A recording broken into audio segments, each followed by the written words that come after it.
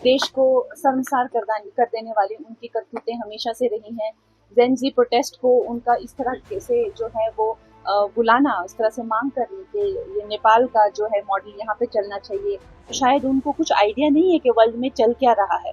वो लगता है सुबह सुबह आंखें मलते मलते उठते हैं और कुछ भी पोस्ट कर देते हैं, कुछ भी लिख देते हैं। तो मैं उनसे ये आग्रह करती हूँ कि ये गलत मैसेज ना दें और इस तरह के मैसेज देश में अस्थिरता लाने के, देश में आतंक लाने के उन्होंने पहले भी कई इंटरनेशनल साजिशें की हैं।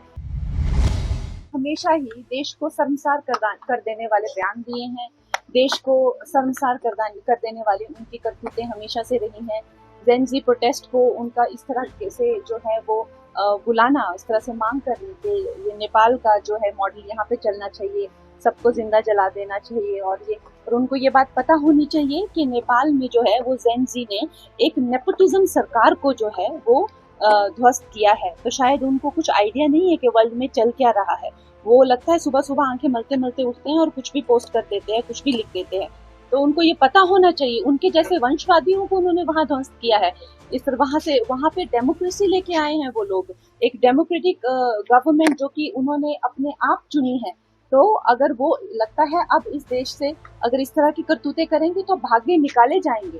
तो मैं उनसे ये आग्रह करती हूँ कि ये गलत मैसेज ना दें और इस तरह के मैसेज देश में अस्थिरता लाने के, देश में आतंक लाने के उन्होंने पहले भी कई इंटरनेशनल साजिशें की हैं।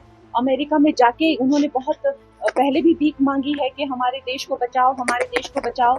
और अब भी उनकी करतूतें जो है वो रुक नहीं रही है। तो हम तो बहुत ज्यादा क्रोधित हैं, वायलेटेड है कि इस तरह के जो है वो बयान दे रहे हैं।